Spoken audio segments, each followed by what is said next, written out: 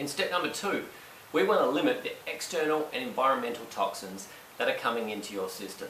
Now, a lot of these things you may not even notice, but they are still there. So I'm talking about things like radiation, plastics, metals, woods, fabrics, chemicals, and foods. Now, these things are around us all the time. We don't necessarily know exactly what they're made of, but we just know that we need some of these things for us to be able to get by in life. So the problem with some of these things is they will potentially have chemicals or toxins that we may absorb. Now, that can happen through several different ways. So some of these things may be off-gassing chemicals. What that means is that they may have used a glue to put them together, or they may be a combination of something that is potentially toxic in large doses, but not necessarily in small doses. Or those people who are toxic or have a big toxic load may just be very sensitive to them. So you'll notice that sort of thing through inhalation or smell, where, like I said, you could be sensitive to it and you could smell something. Like for me, I've been very smell sensitive, and I can pick up the slightest hint of some chemical which somebody wouldn't even necessarily know about, but I could walk around the house and generally find it because I know it's there. Because of that, I have worked through a lot of what I'm talking about and taken these toxins out of my life, so I'm not surrounded by them, and I give my body a break from the load. That's what I'm suggesting for you as well. So another thing can be through touch.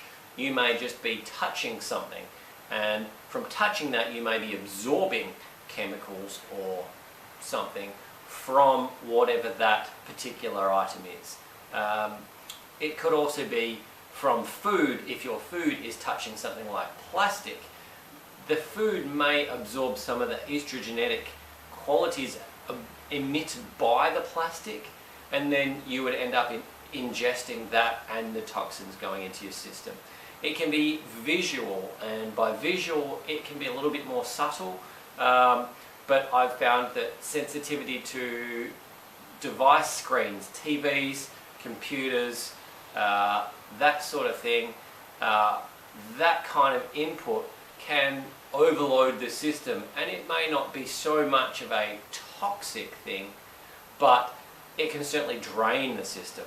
You will find that lights, particular lights, will emit a radiation, which that light might keep you awake or stimulate your system, so you don't actually have the ideal rhythm that your body goes into, so it can actually unwind and get back to sleep.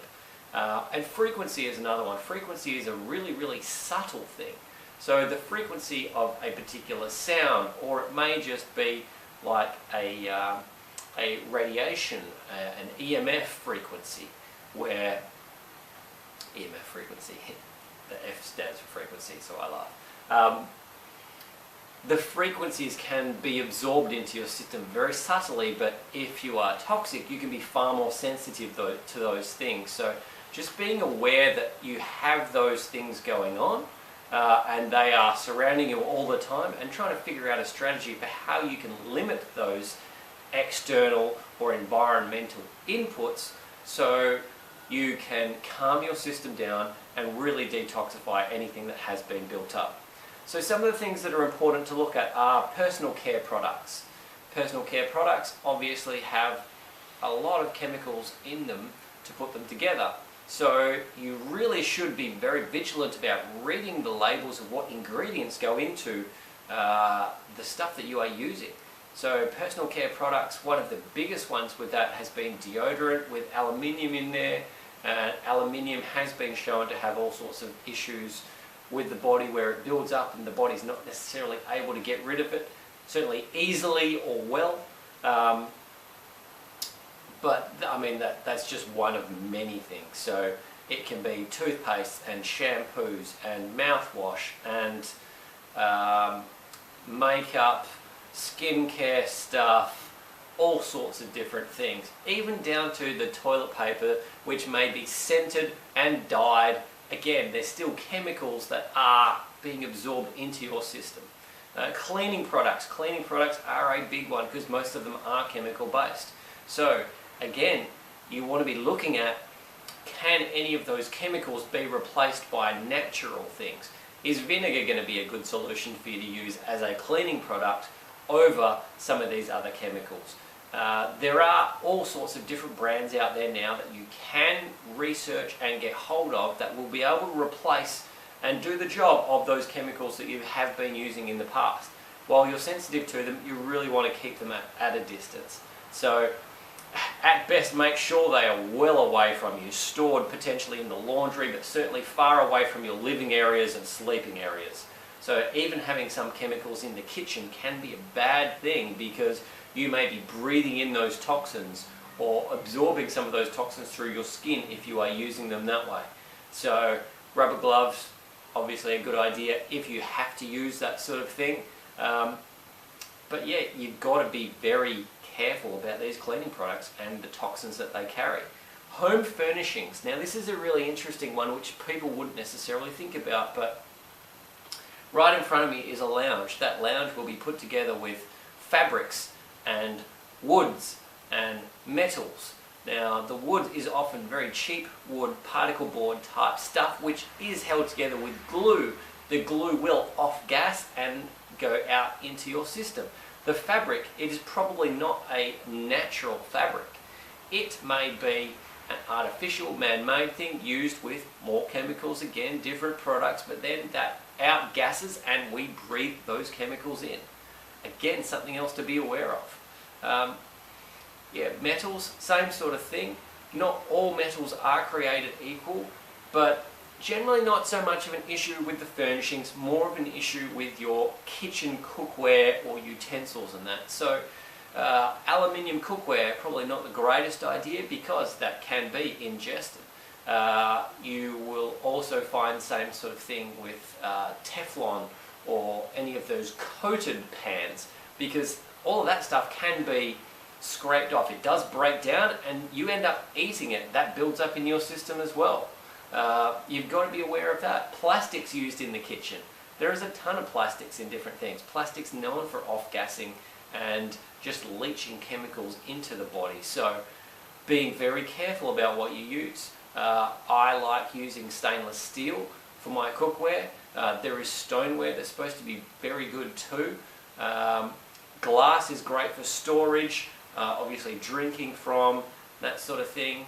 But yeah, you've got to do your research to find out how you can limit all of this stuff.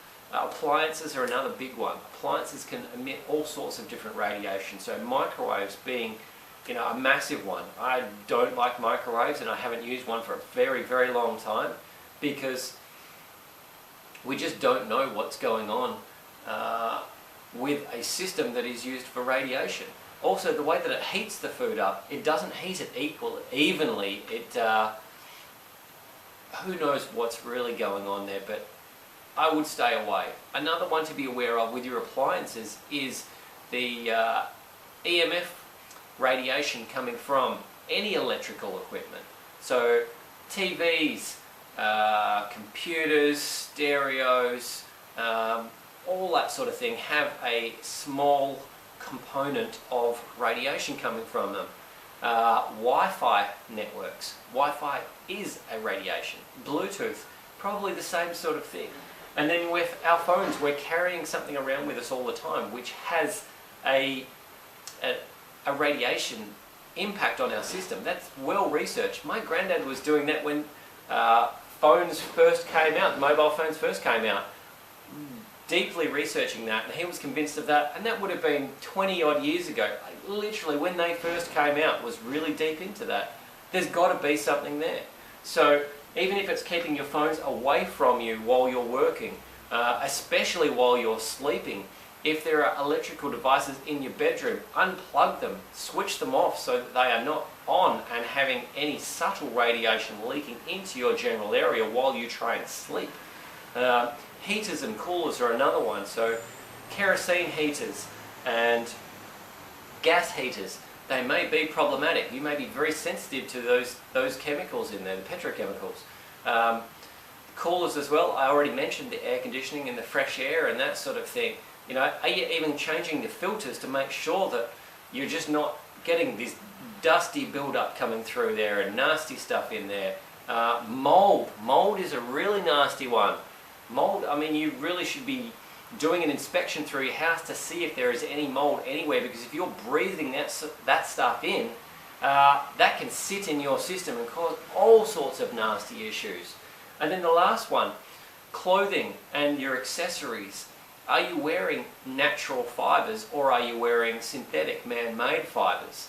Are you allowing your skin to be able to breathe with the natural fiber clothing? Are you wearing stuff that may have dyes on them? The dyes can be absorbed into your system. The synthetics may be absorbed into your system. Same thing with any of your different accessories.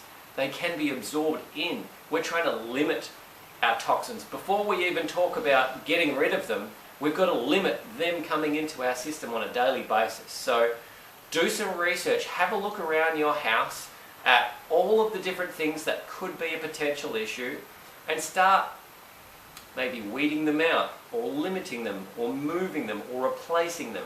This can be a very big and daunting, overwhelming process, so don't worry about trying to get everything done today, because it's just not going to work. It may take months or years to really work your way through all of this stuff, but at least if you can identify some of those big things to start with and work on that, you will be drastically cutting down that load.